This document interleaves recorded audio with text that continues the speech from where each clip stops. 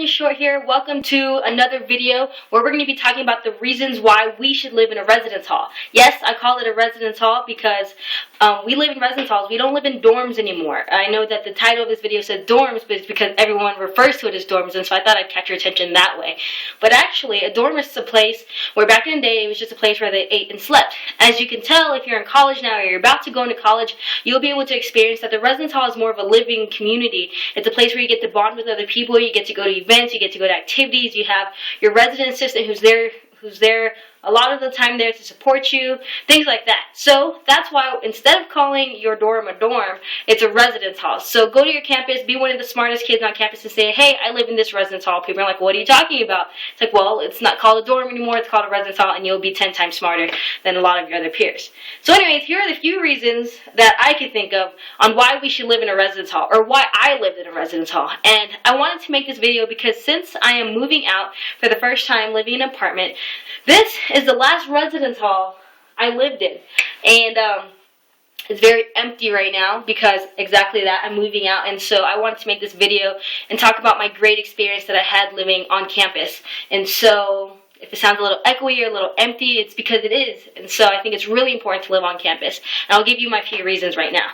So number one, it saves time and it saves money. Being right here on campus, it's been so much easier being able to get to class and all that stuff. I don't have to walk off campus to on campus, find parking, have to pay for gas, have to deal with traffic, all that stuff.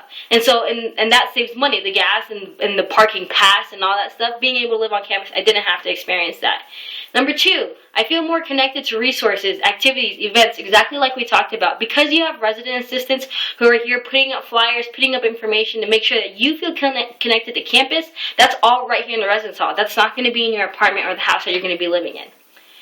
Number two, there's no hidden costs. So you pay for rent, you already have furniture in here, utilities is already paid for, the cable's already paid for, the internet's already paid for. Like, it's just one flat cost. As opposed to living in an apartment for my first time, I see that you have to pay the water bill, and you got to pay the gas bill, and you got to pay the electricity, and you got to pay internet, and I'm just like, oh, it was so much easier living on campus and not having to deal with this. And they took it right out of your FAFSA. So even that in itself, there's a whole system that makes life so much easier. So now having to pay bills for the first time, like, what is this? And then people are trying to charge you for anything, especially college students. The fourth thing is it's easier to make friends around here. For one, you have your roommate who could possibly be your friend or your enemy.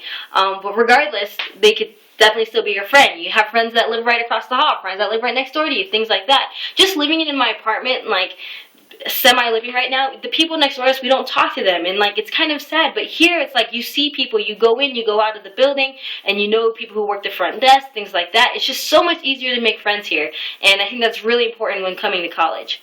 Number five, I think I'm on number five. I can't count, I didn't get a degree in math. Anyways, it's a supportive environment. You have your mentors, you have your RAs, you have student leaders right at hand, you have professional help, you have your counselors, you have your advisors. They're all here on campus, they're not off campus.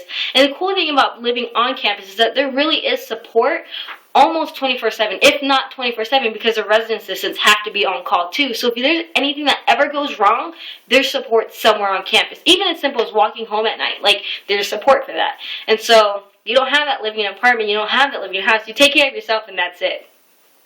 Another reason is that you get to live with another person. I think that in itself, a lot of us are coming from places where we have our own room. But having to share this space, I don't know the dimensions, but having to share this space really teaches more about yourself and what kind of living person you are in the household that you lived in, along with another person. Someone can be really neat, someone can be really messy. Some of you can really mesh really well and how to live with each other. And not only that, you learn what things you need in your residence hall. You need paper towels, and you need cleaning supplies, and you need all these things that you didn't think that your household really needed because it was already there. And so now living off campus, I know what I need to make sure that my house or my room looks somewhat decent.